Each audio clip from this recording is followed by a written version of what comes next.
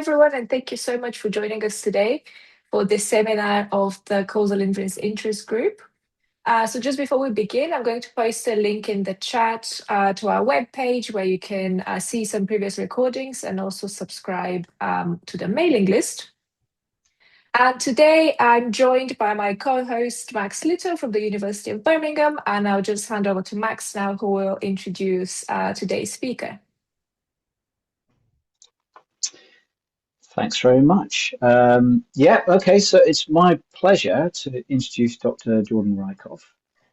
So he's based at the University of Nottingham, and Jordan established the Digital Outcomes Lab at Nottingham, which supports a range of clinical studies through digital health infrastructure for passive monitoring.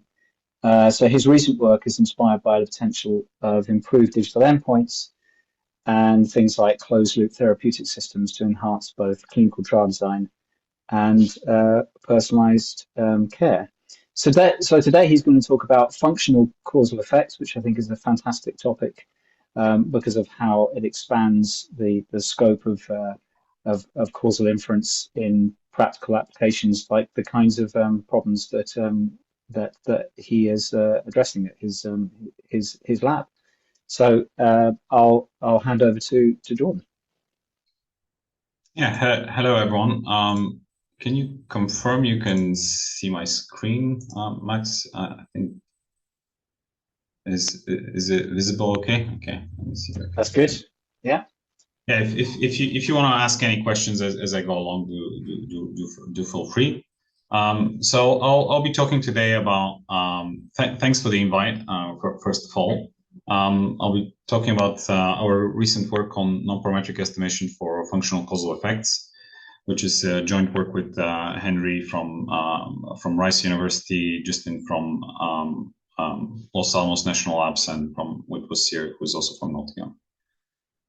So the high-level outline of what I'll be talking about is I'll give a very practical, sort of like motivated application, which is in passive monitoring of Parkinson's disease that we've been, I've been working with Max for the last probably 10 years now. I'll give some preliminaries of what is the sort of like textbook sort of on causal inference, which for many of you probably will be familiar. And I'll try and link how do we try to extend some of these textbook parametric and non-parametric estimators in order to address some challenges when data is functional outcomes. We'll try and design estimators to work with directly with trajectories of wearable data without like doing some further summaries, but the results are basically a lot more general for the type of problems where you want to do causal inference when your outcomes are some functions in a software space. We'll try and build a case that there's like some practical algorithms that you can derive using kernel-rich regression. And finally, I'll have like some experimental results from passive monitoring of Parkinson's, where we show some very well-known effects, causal effects that treatment has on Parkinson's that you didn't see. Actually, you can't really confirm at all with state-of-the-art wearable data that we have collected with Donders Institute. Unless you actually look at this sort of like more advanced machinery for estimating causal effects. So even in scenarios where we know the causal effect is there, if we use the wrong estimator of a causal effect, basically we might not see it. Okay. So starting with the high-level motivation, so the practical problem, there's going to be a little bit of applied probability later on. But it's important to keep in mind that this is a very much a engineering/clinical problem that was posed, very practical, that we had to introduce some of this machinery in order to address the problem in a general way. Okay, so what is the problem? Assume I have some data which is non-functional. I have which is basically daily treatment. Okay, so this is not functional because it's not practical for you to assign the treatment at any point in time randomly. Okay. Normally, at best, you can assign a treatment schedule to be take 2 doses a day or 3 doses a day, or take a treatment, don't take a treatment. So in the simplest setting, taking a treatment is a binary variable, or you might have like somewhat of a continuous variable, which could be the total daily levodopa equivalent doses that you can control. but you can't control much more than that, right? Because this is the real world. Even though you can observe people continuously, you cannot assign treatments continuously. Okay, and you implement this across basically across intakes. You're not going to redecide on each individual pill. You're going to say, okay, you're going to take your levodopa 4 times a day or 5 times a day when you're designing a clinical trial. And then you will observe some outcomes of how does this treatment or therapy affects you throughout the day for many, many, many repeated days, right? Because usually a phase 3 clinical trial for Parkinson's might last 18 months. So you have daily measurements of how does this treatment affect the outcome, but you will not reassign the treatment more than once every 6 months or once every 12 months, so to speak. So then your outcome variable, and the problem we have, is going to be the symptom curve. We might have many of those, but for the time being, problem is hard enough if you assume us have a single one. So a symptom trajectory over the day. So this, in our paper, this is mostly tremors or bradykinesia scores that you have with a very high sampling frequency. So normally this is, you get maybe 1 sample every 5 seconds that the wearable collects of like, how does your symptoms change? And you have this for, in practice, maybe 22 or 24 hours during the night, during the day, okay? So then the problem that you're facing is given some passively collected data, so this V is a vector, you'll see later on, which includes some daily treatment data. Are you taking, in the simplest case, are you taking on this day medication or not? Are you on levodopa therapy or not? Some demographic covariates, which are all the things that could be confounding your data, such as your age, your lifestyle, whether you're employed or not, and all those things. And the answer you want to ask is, okay, how would the functional outcome change if a daily plan was set to X instead of the observed X? So we want to, rather than checking how does the average over the curve, like a simple vector measurement changes, can we actually model how does the whole structure of the daily curve of your function of your activities or symptoms changes? Okay, and as I said, this could be, we have 2 practical examples in the paper and some more theoretical, which are looking at are you on or off on medication? So how does your daily curve changes of your symptom, whether you take the medication or not? And also where the case when X is on the real line, which I'll talk in the second half of the talk, such as levodopa equivalent doses. Okay. So yeah, apologies, this plays a little bit awkwardly on Zoom for some reason, but hopefully you can read the slide. So first I'll show you what the solution does, just to pique your interest practically. So this is synthetic data where we use the same amount of data for the left plot and for the right-hand plot. On the left-hand plot, we basically assume we don't know what our functional average treatment affects. We construct a histogram of the average daily values, and we just measure using standard inverse probability weighting correction. We measure the distribution of the potential outcome for a treated and non-treated group using the same sort of like synthetically generated data where you in idealized circumstances. Okay.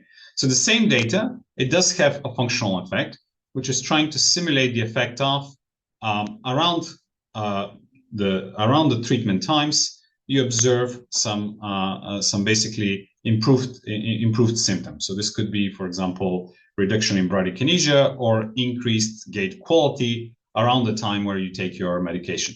So you could see that throughout the day, most of the time, whether you take or not take medication, this doesn't really affect your daily symptoms. And this is, while synthetic, very realistic in practice, because most of the time you're going to take your medication, you're going to feel a little bit better. And for a small period of time, you might actually walk. So your digital symptom would be observed, and you'd observe some small or not so small improvement in your symptom in that period of time.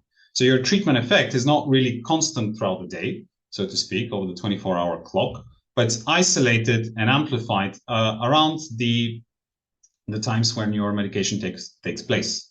Okay, which is, you could see visually and statistically later on, this is quite a significant effect in the functional space But if you then average, which is really what most of the clinical practice does at the moment, if you average this effect in terms of the mean effect over the day of treated, non-treated, you're going to arrive at a plot like on the left-hand side, where you're going to see the mean effect between treated, non-treated is there. It is in the direction you expect, but it's very small, very non-significant, and you see this inflation of the estimated variance normally associated with the inverse probability weighting estimate.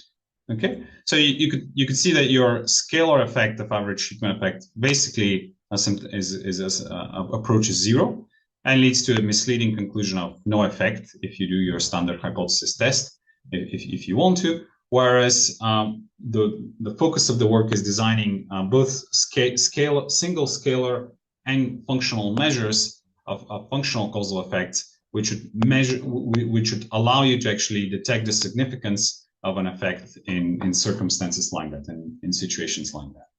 Okay. So now we're going to go a little bit more into the formal details of how we do this. So let's first start with preliminaries, the sort of like the standard setting of vector outcomes. So I'll try and just briefly recap what do we do when we have vector outcomes and how do we extend this in the functional outcomes. And we'll make one important link, an important property of these inverse probability weighting estimators that we use to build our machinery. Okay. So assume you observe your X, your treatments, which for the time being, they're going to be binary, 0 or 1. You have some vector covariates, and you have Y, which in the simplest setting is a scalar. Okay, it's not a vector. So you have treatment, baseline, and outcomes. Okay. So what you want to do, the major quantity of interest in causal inference, particularly in clinical trials, is you want to estimate the counterfactual mean under an intervention do X, which is basically the expectation of the potential outcome. And in particular, you want to like estimate the expected potential outcome for treated, for non-treated group, and then approximate the difference between the expected potential outcomes for treated and non-treated. So then this average treatment effect is the core goal of your clinical trial. And normally you'd measure, okay, is this effect significant under some known large law behavior? And if it's significant, you'd consider the effect of a drug being successful. If it's not significant, you'd basically discard the outcomes of a clinical trial. Okay, so Yx here under the potential outcome framework is the outcome that would occur if X were set to some different values X to the ones that are observed. So notionally, Yx is unknown because you don't know what it like. You don't observe this. So we're going to be modeling Yx typically with a distribution. So Yx, you can think of it as the distribution of the potential outcome, and the expectation of that distribution is the main quantity of interest. Okay. So the key observation that Pearl and Rubin and many others have done over the last 30 or 40 years that in observational data, we have no idea what is the expected potential outcome. So this is different to the expectation of Y given X, because this depends actually also on the covariates, which we do not figure in this conditional expectation. So we need some assumptions such as ignorability, positivity, etc., to link the expected potential outcome to observables. This is like at the core of what we're trying to do normally in potential outcome framework causal inference. So the standard assumption everyone, well, I'd say most people make in the literature is ignorability or uncompoundedness, which just means, okay, you're given the covariates, the treatment assignments behave as if random, and you need to have some positivity. So the probability of being treated or non-treated, given the covariates, need to be bigger than 0 and smaller than 1 everywhere. Okay. If you have these two assumptions, you can link the counterfactual quantities to the observed data distributions, and we'll be able to write a formula for the expectation of Y, the potential outcome of Yx, given some observed data, given some conditional probabilities. Okay. So then, what is this formula? So I mean, this is of course very much very well known in the literature. We're just recapping it because we'll build on this. But under ignorability and positivity, you're assuming that the interventional mean can be identified as the expectation of the potential outcome, which is basically an integral of the conditional expectation of the outcome given x and the covariates with respect to the probability density over the covariates. Okay, so in practice, the estimating this probability density of the covariates is very difficult. So this is so we tend to estimate it, to approximate it with the probability of the covariates given x, given the treated or non-treated groups, and then you estimate the conditional regression of y given x and v via some form of conditional regression. So this is known as the outcome model. And you predict the outcomes as if x were set to x. So this is what basically the Monte Carlo estimator of this integral means. So the average predictions are made over the empirical distribution of v. So you don't know PV in practice. So you say, instead, I'm going to look at how does the covariates v occur, how often do they occur for a certain value of x. And I'm going to use this empirical approximator of the probability of the covariates in order to do causal inference and identify effects. Okay. So then we're not going to talk about front door identification. This poses enough challenges in here. So if there are any questions in the chat, okay, just a sec. So I have a question. So I'll address some of these questions perhaps at the end. So how does functional outcomes differ from scalar outcomes in the context of average treatment estimation? Yeah, so the main difference is that functional outcomes, functional treatment effects are going to be functional averages in the space of as a space of functions. Okay, I'll address this later, more formally. So then the way to think about one way to think about using existing machinery without doing anything new, that we could address the problem of estimating the effect of treatment at a particular point in time on the outcome, is to explicitly condition on time. Okay, so that way the functional average treatment effect will be just the conditional average treatment effect, where you're conditioning explicitly on time. Okay, so this is just the CATE, heterogeneous effect, at the covariates t. So you could define this as your tau v for covariates v. And this is basically the expectation of the outcome, of the potential outcome, given some covariates v, where I'm going to explicitly condition on the values of the covariate being explicitly encoded as the time index t. So then the way to think about the functional average treatment effect in its most simplest setting is tau tv, where you're conditioning on time of the day small t, is going to be the expected potential outcome at time t minus the expected potential outcome for basically expected for treated minus expected outcome for non-treated.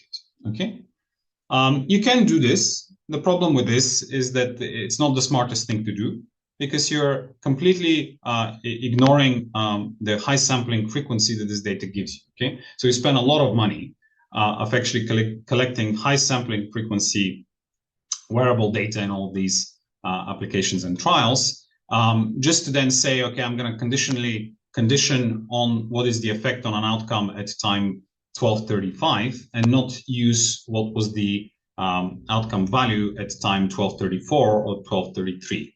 So intuitively, this is a bad thing to do, because you're losing most of the structure in this data.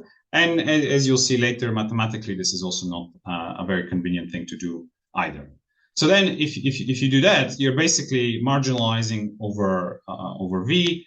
You could get this tau t function of time, which is going to be the average effect of a treatment as a function of time of day. So this will be the quantity that we're searching estimated in the most naive way possible, so not in the best way possible. So what we do later with a little bit more machinery is try and get an estimate of this tau t, which is a special case of the conditional average treatment effect, conditioning on time. But we try to do this hopefully in a smarter way. Okay, so conditioning explicitly on t isolates when the effect occurs, but averaging over t will cancel time localized improvements, even when tau t is large for certain periods of time. So in the type of problems that we saw, that there is like a significant effect of treatment, but in small windows of time, this type of averaging is actually going to lead to very non-significant effects. And given wearable data gives us full curves, we might want to do something a little bit more advanced than doing point-wise contrasts. In addition to that, one of the main things you want to utilize is that wearable data can be quite smooth within a day.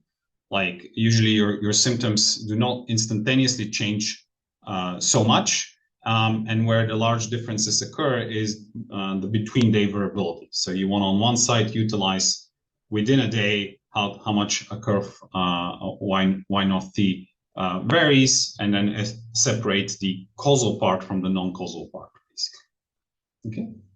So then how do we estimate the expected potential outcome in practice? So again, that's the textbook way is doing inverse probability weighting, where this is your empirical estimator for the probability of your treatment. So pi hat b is just the probability of being treated versus the probability of not being treated, which is 1 minus pi v, which is also known as the propensity score.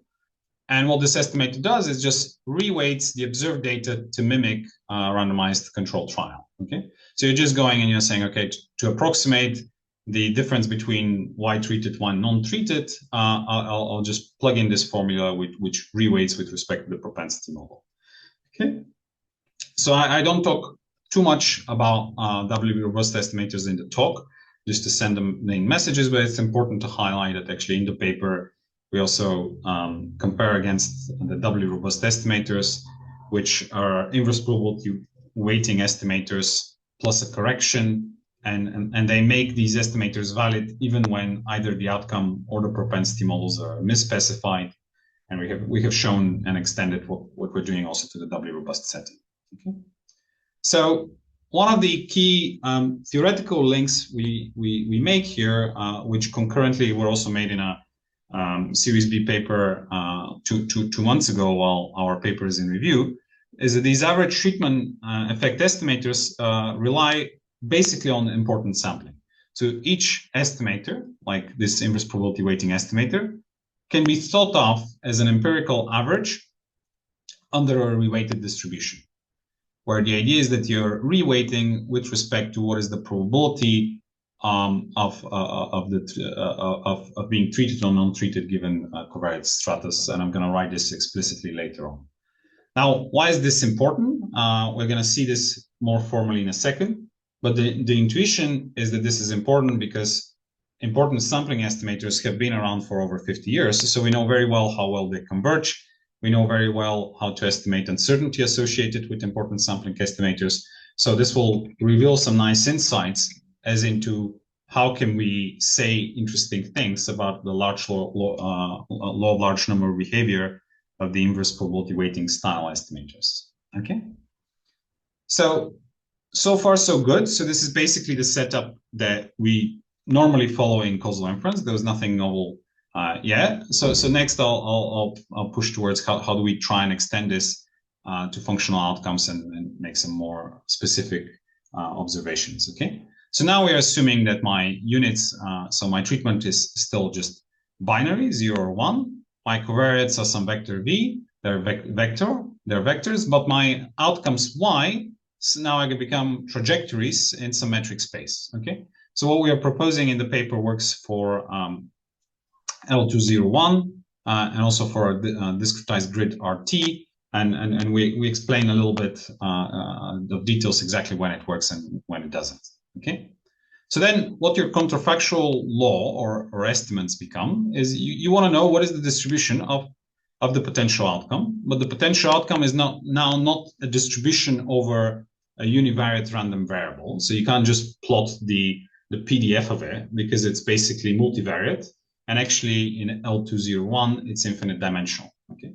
So nevertheless, we can still say something about what is the distribution eta x, what is the probability law. Okay. So for metric space phi phi, it's well known that a good summary of the Des distribution, so a good expectation, a good measure of central tendency over this distribution or functional objects is the Fréchet mean, and you could define the Fréchet mean as basically the solution to the optimization problem listed as follows, which is the expectation over the squared phi. Phi here is appropriate metric over functions. Okay. Of course, in order to identify this phi eta x, you still require ignorability. The difference is that now ignorability is going to be in the space of functions. So we have some details I'm not going to go over here of how does this imply that basically ignorability in the space of functions is a bit a higher, a bigger assumption, as well as positivity, which doesn't change at all. Okay. So the key thing to see from this slide is that estimating phi f eta x requires expectation under the interventional law eta x. Okay. So you could think of the inverse probability weighting estimators as a change of measure mechanism where the stability of the functional outcomes, the way it behaves is going to be subtle and it's going to change.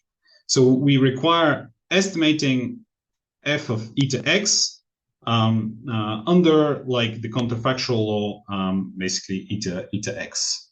Okay. So you're computing expectations over this functional measure of central tendency under your standard do x equals x from observational data. Okay. So if I look at the definition of the propensity model, this is pi xv, the probability of treated given some values of the covariates. Then my weight in if I view inverse probability weighting as important sampling algorithm, my weight is an indicator function of whether you're treated or non-treated, divided by the probability of being treated or non-treated. So it's basically the inverse of the propensity score. So this is the well-known definition of the inverse probability weighting estimator. Okay.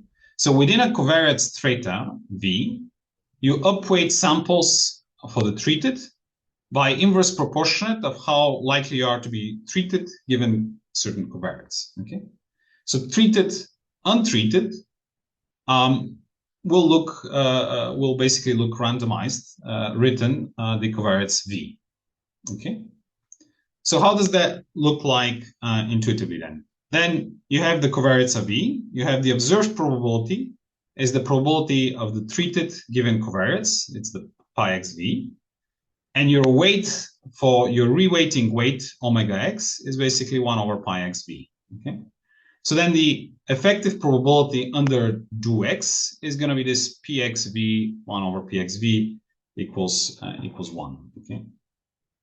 So then the claim we're going to try and make is that the expectation over the reweighted f of y, which is basically the inverse probability weighting based potential outcome over the space of functions, is equal to the expectation of the potential outcomes. Okay, so this is the claim we have to make in order just to extend the idea of inverse probability weighting estimators for the space of functions. So we need to confirm, we know this holds for y being a scalar. Does this hold for y being a functional outcome? And for what sort of spaces does this hold? So in the paper, we have a lot of details for what sort of metric spaces allow for this expectation to be actually this expectation. And what you're going to see is that it holds for a very, very limited restricted metric spaces of y. So actually, it's mostly for y being Sobolev functions with some very nice properties. Again, you can check the paper for the details. And under ignorability and positivity and consistency as before. Okay. So this is the intuition of what we're claiming. The way we prove it is following later. Okay, it's on this slide. So first we say, okay, my weight omega x, I define it as this. We already wrote it on the previous slide. So the key identity I'm trying to show is that for any bounded function, the expectation of the reweighted functional outcomes is going to be the expectation of the potential outcome. So all I have to do is I need to utilize the Tower. So it's a bit longer in the paper, but we basically utilize the Tower property. So you can write out the definition of the reweighted functional outcomes. Then this is going to be an expectation of, this is just applying the definition of omega x and the conditional outcome. And if you assume consistency and ignorability, you can replace the expected outcome model with the expected potential outcome in the definition. And you can prove the equivalence of this equals to this, okay? But a more interesting view is perhaps the measure theoretic view, where we say, okay, assuming you have a backdoor correction on these covariates V, what's happening is that you have basically assumed an observational distribution Q, which is induced by the causal the directed acyclic graph given by your causal diagram. Okay, so your causal diagram for X being for V being confounders is that V confounds the effect of X and Y. So this basically implies that you can write the joint probability over X, V, and Y under an assumed DAG as it factorizes as Q, which becomes the probability of the covariates, probability of treatment given covariates, probability of outcome given treatment and covariates. So this is basically your probability over your observables X, V, and Y under the assumed DAG. So this is the observational law. Okay. Then your Rx is basically your interventional law. So it's dependent on the quantity that you're after. In the case of the average treatment effect, the interventional law Rx becomes the product of your propensity model, your propensity distribution, and your expected outcome. And then what the inverse probability weights really become is just the Radon-Nikodym derivative of your interventional distribution, interventional law, with respect to your observational law. And this is much more generic, actually, it's very generic, and it holds for any directed acyclic graph, giving you the causal structure that you're after. So you could actually expand this way beyond the simple backdoor correction formula for a single covariate like we've done here. Okay. So the nice thing that this allows, this measure theoretic view, is allows you to study also the properties of what is the distribution of omega x, what is the variance of omega x, and how does it behave if you at the populational level and at the sample level, which we study more in detail in the paper. Okay. So then the consequences for the metric outcomes for f of y is that basically your populational quantity, which we were interested at the populational level, what is the expected of a potential outcome, converges to your empirical estimator. So you could see that your populational estimate, if you have infinite amount of data, in expectation, the expected outcome for the functional space, assuming a Sobolev space for the outcomes and many other nice things, will convert, the sample effect will converge to the populational effect. Unfortunately, this only holds for the expected outcome. It's very well known in the Fréchet mean literature that if I did this for the variance of eta x of the probability law, even though this is a very intuitive result, it no longer holds actually, because you don't necessarily have guaranteed finite second moments for the distribution of this term. And we have much more of these instances in the paper as well that you can look at. Okay. So then the bridge we're going to try and make, the next thing that we try and complexity that we introduce is that inverse probability weighting works for binary x because f, the expectation of this fyx is bounded linear functional. But if x was continuous, everything that we did so far starts falling apart and becomes inefficient because the optimization problem posed by this integral is not bounded over all L2. And that's where we utilize another trick, which is recent work by Shu and Gretten in Biometrica for kernel-based causal estimators, which we basically just extend to our setting of functional outcomes. Okay, so on a very high level, what do we do? So inverse probability weighting weights become unstable and ill-defined when x is continuous. You could do local smoothing using things like Nadara-Watson kernels, which has been quite popular, but this will have very high variance and suffers from cursive dimensionality. So what we try and do is we try and estimate causal function evaluations. We try and lift them in a reproducing kernel Hilbert space, and we try and estimate the mean effect of a functional outcome as an expectation of a kernel transformation of your outcome, and you're going to see in a second what the algorithm actually looks like. Okay, so so then there are two main effects that we propose in this work, which is the pointwise effect, which, if you remember the notation, this was the tau t that we had earlier on, which is how much does an outcome change at a given point in time. And we furthermore now, under strong enough assumptions and a metric phi, we can also define a single scalar difference. But now the scalar difference is not just averaging that simply over time, but it respects the geometry and it measures a single scalar difference between the distance of functions of the treated group and the non-treated group. So what this allows us to do is this phi dynamic average treatment effect allows us to actually pose the problem of, okay, what if my trajectories are misaligned before computing the means? What do I do if I have some localized errors in these functions, et cetera, et cetera? So by framing this in this more general framework, the choice of your distance phi will allow you to design functional dynamic average treatment effect estimators with different desired properties. Okay.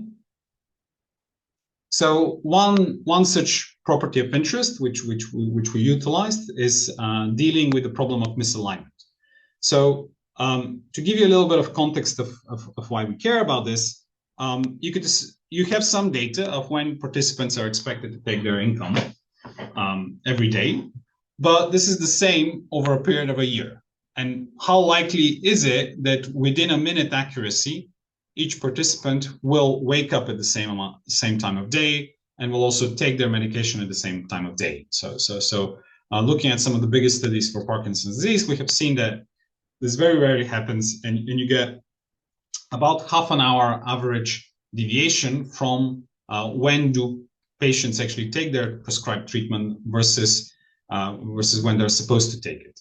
This means that if you ignore this variability and you measure the average dynamic treatment effect, you're going to overestimate or underestimate the effect of the treatment, and you'll be estimating a wrong causal effect. Okay, so one way to address this is to say, okay, I'm going to equip my functional outcomes with a metric which is robust to this type of misalignment, to this type of warping. Which is a famous metric like that is the Fisher-Rao. And I'm going to study, okay, can I estimate the effects on the outcome robustly to some warpings of some small size?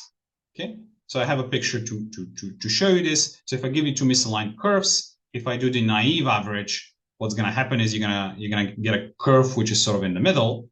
But what Fréchet allows you to do is to measure the Fisher-Rao based mean, which is going to first align the two curves, separate the phase shifts from the amplitude shifts, and measure the average change in amplitude rather than average change in phase.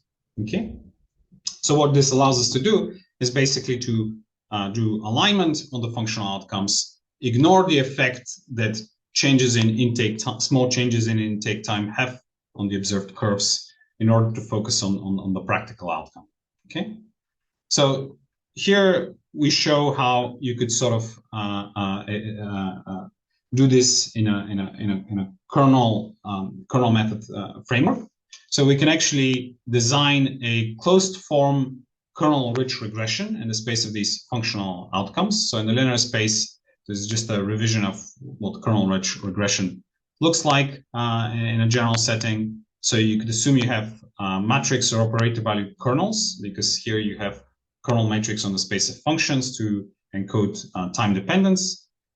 If you do another Watson benchmark, which we do eventually, you do typically coordinate-wise smoothness, whereas in our case, we do it in a smoothness in the infinite dimensional setting. Okay, so this is again perhaps too much notation to cover fully, but just to give you an idea of what then the closed form kernel-rich regression estimator does. So instead of estimating this expected outcome and propensity the way we did before, we assume you have your data Z, which is stacking the treatment and the covariates. You're stacking the outcomes, which are over this discrete grid. You have the output time kernel, KY, which is actually the accounting for the time dependence in the space of outcomes. So in the conditional average treatment effect over time that we did before, you could assume that this kernel is it's a naive identity kernel, okay? But here, instead, we can actually model the structure and the outcomes and separate it from the causal structure. We can then define the input kernels of how does the treatment variables depend on each other, how do the covariates depend on each other, and how does the cross kernel between treatments and covariates depend on each other. And what that allows you to do is you can derive a single closed form, very big, rich regression, which guarantees that the outcomes that you're predicting in a reproducing kernel Hilbert space are the predicted potential outcomes in the space of functions. Okay. So what those look like are basically the solutions to this M hat, which is a kernel-rich regression with this K matrix, where the K matrix is, as I said, is just a product of your kernels over treatment over your covariates times your outcome over Y. Okay, so in practice, this works. We show in the paper this works for outcomes that are discrete grid size. It's highly sampled wearable data, but over discrete grid size. But in theory, it can also work if you have infinite dimensional smooth continuous of the day symptoms. Okay.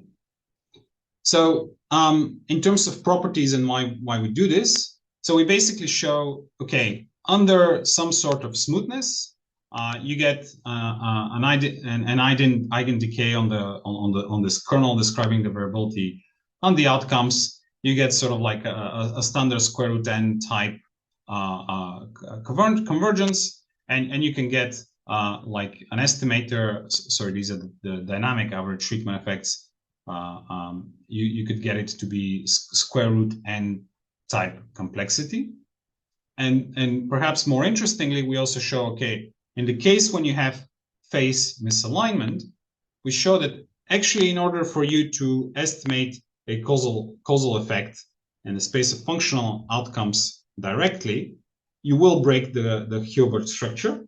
And basically everything known in the literature about average treatment effects will break. You cannot estimate the variability associated with the potential outcomes, and you need to make some very strong assumptions about the amount of warping that your Fisher-out metric allows. So you basically, in our case, we have to assume that the mistake in the functional outcome of your symptom due to variations in when the effective treatment kicks in is smaller than 10 minutes, actually. Anything larger, 10 minutes sounds a little bit arbitrary. In the paper, we derive it a bit more formally, but we basically show that the misalignments need to be diminishingly small and diminishingly different across different days in order for you to be able to estimate actually an average functional treatment effect. Okay, so perhaps too abstract. So now we'll show a little bit how we evaluate the different methods. There'll be some pictures. So we evaluate two scenarios when X is binary. So you have some dynamic outcomes and you have treated, non-treated with some temporal misalignment across subjects. So this is very much the practical motivation we started at the start. And you have some continuous setting where X is you could think of it as a treatment dose. You have a dynamic outcome, and you also have some time-varying covariates in this scenario as well. Okay, and then we compare inverse probability average treatment effect, doubly robust average treatment effect, kernel average treatment effect. We also some versions of causal bootstrapping as well, etc. And then we look at also the operator kernel with and without alignment. So we look at some very simple protocol of, say, observing 50 to 250 curves and from these models. So this is basically how you simulate the curves, such as you have some very well-known effective treatment and effective the covariates, so to speak. And we look at, okay, if we have phase misalignment, how strong our estimators are, and also if you have a confounding of some vector covariates, how strong the effects are. Okay. So this is, standard for machine learning literature comparison to the state of the art. No surprise, we show that basically the operator kernel for the functional setting and the misalignment kernel, if you have sufficient amount of data, the misalignment kernel behaves a little bit better. But the main thing it does is it regulates the way you estimate the variance in the space of functions, but you require much higher data. So this is for the binary setting. This is a bit more intuitive for the binary setting. We basically show that whereas an inverse probability average treatment effect conditioning explicitly on time, it will significantly overestimate the error at the times where it's most important. So here I'm looking at potential outcomes, which have 3 curves throughout the day. The more data you have, the operator kernel and the 2 operator kernel methods we develop basically correctly estimate less error in the times of day that matter the most, because they're using the structure in the of the outcomes. Okay. So I'll conclude with a practical application, just to show the importance of this. So here we look at 2-week home monitoring, Parkinson's versus age-matched controls. We look at daily gait bout curves, smoothed over 15 minutes intervals and averaged over days. And we look at the effect of having Parkinson's. So here the treatment is not really treatment, it's whether you have Parkinson's or not. And what we want to study is okay, how does your gait measurements, your gait bout energy changes when you have Parkinson's or not? This is something we know very well in the lab, how it changes. We know that gait bout energy is reduced in Parkinson's disease during bradykinesia. We do adjust for a bunch of vector covariates, such as gender awake and hours awake. So we do control for all known confounders. And we compare the inverse probability average treatment effect of the effect of Parkinson's versus age-matched controls versus the proposed dynamic effects. Okay, so as I said, PD shows more low energy bouts. Temporal patterns are partially driven by loop-energetic timing. Okay, so here on the left-hand side, you see the standard inverse probability weighting estimator. And what you see is actually very standard for the digital clinical trial outcomes. You see overinflated variance of the inverse probability weighting estimator for the expected non-PD control gait energy. So normal people, age-matched non-PD controls, as expected, have huge variability in how much gait energy they have. Okay, so the mean indeed is a little bit higher. So they do have a bit higher gait energy in the healthy cohort compared to the PD cohort. But the variance is so high, you can't estimate any form of significance, you could see that the p-value under a standard hypothesis test is 0.12. Okay, this is for a very obvious biomarker, a very obvious setup where we know the effect is there. At the same time, if you do the dynamic average treatment effect, what you see is an effect being function of time. So this perhaps helps a little bit one of the earlier questions that was in the chat.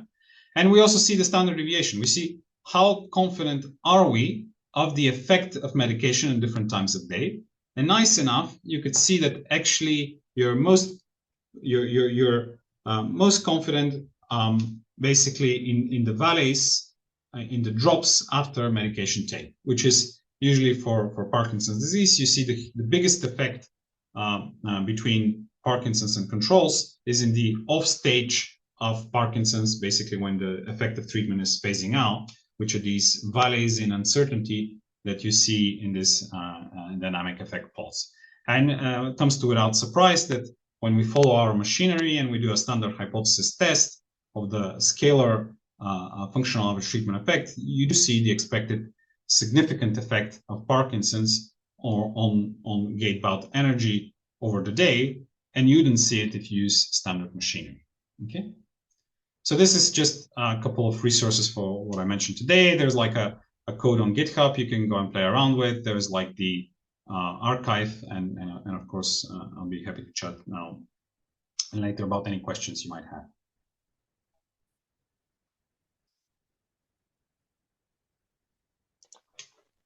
Okay, thanks very much, Jordan.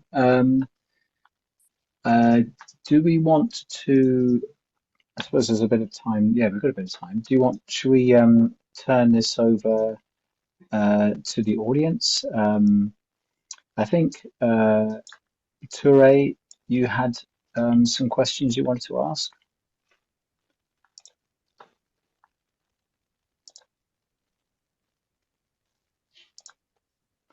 I can actually read through some of these questions anyway. So the first one was, how do functional outcomes differ from scalar outcomes in the context of ATE estimation? Yeah, I mean, very good question. Perhaps the simplest way to think of it is that whereas in a scalar setting, there is no two ways of defining what the average is very well understood. Okay, but in a functional setting, the functional average can have many meanings. So even the uniqueness of the average of the Fréchet mean is no longer guaranteed unless you assume some very nice properties of the metric space. So we explain in the paper explicitly, for example, do you need to have, so the reason why our strongest result hold for Sobolev space is because in this case, the functional average treatment effect is unique. So you have a unique mean for the treated group, unique mean for the non-treated group. So then you can define a unique difference between the two. But if you didn't have a unique mean, which is the case for a lot of functional outcomes, basically then you have a non-unique estimator of the potential outcome for treated, non-unique for the non-treated. You cannot prove identifiability of the estimator of the difference between the two, neither point-wise nor scalar-wise. Fortunately enough, in the scalar setting, these problems are hidden, they disappear. So if I average my functional data first, I can make the statistical problem disappear. The problem is that in making it disappear, you have basically lost most of the interesting information that it's there. And just as an illustration in the Parkinson example, you're going to even think that Parkinson's doesn't have a significant effect on gait, which, I mean, at least me and Max definitely know for sure it does after some years of research on the topic. But the data would say that it's not there, it's not significant.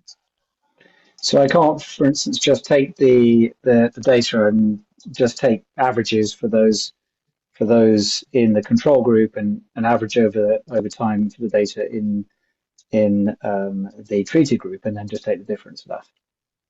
No, because the only time you can do this in a justified way is if you assume that the effect of the disease or the treatment is constant throughout the day, which I mean, in most healthcare applications, at least I can think of, this is not the case. Most of the time, you're not going to have a constant effect throughout the day. If it is constant, you could average over time.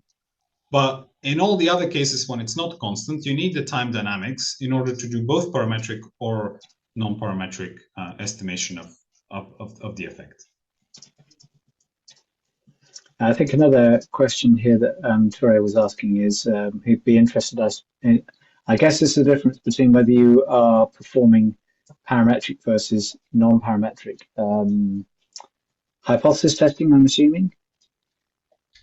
Yeah, I mean, that's a good question. So in the results we showed, we're doing a parametric test, assuming basically in the scalar case, we're doing a standard Z test. In the functional setting, we're also assuming standard Gaussian processes over the classes, and we use standard non-scalar class arguments for parametric testing.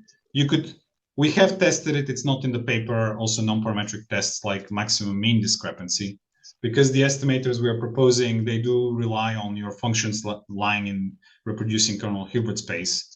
Nothing changes if you do a non-parametric maximum mean discrepancy for the effective treatment. You're going to have exactly the same problem.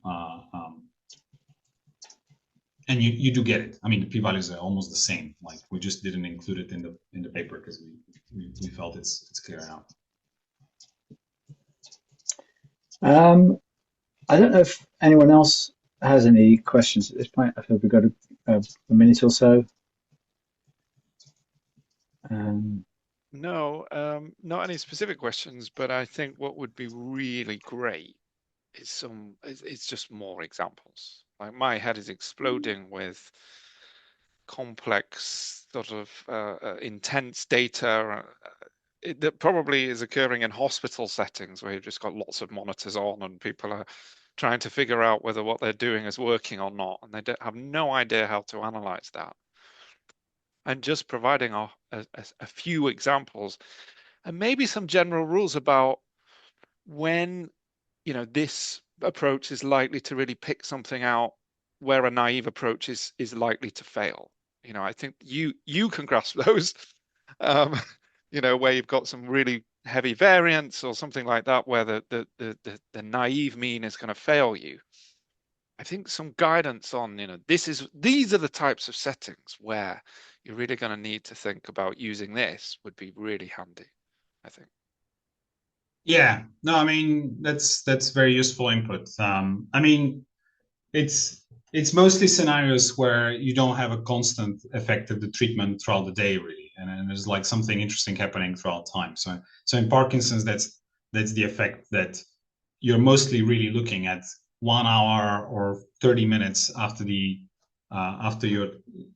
like towards the end of your treatment cycle. So if you have 3 doses, 3 periods of half an hour, you don't look at the constant effect throughout the day. So this is, I guess, bringing the link from the theoretical side of things into the practical requires a bit more effort in its own right. Yeah. But the intuition is that if you have non-constant effects throughout the time grid, which is you don't expect the same effect of the treatment throughout the day. So these are things like effect of sleep. I mean, sleep doesn't affect you constantly throughout the day. It just leads to occurrence of a little bit more episodes in which you can't focus and you're more stressed and you have more tremors. It's not a constant increase of your, for example, Parkinsonian tremors throughout the day. It's an increased amount of occurrence at limited periods of time. So it's basically lots of examples like that. But it's only meaningful to do if you have continuously collected data. That's why in the title we said passive monitoring, because if you get only one measurement per day, there's nothing dynamic you can do.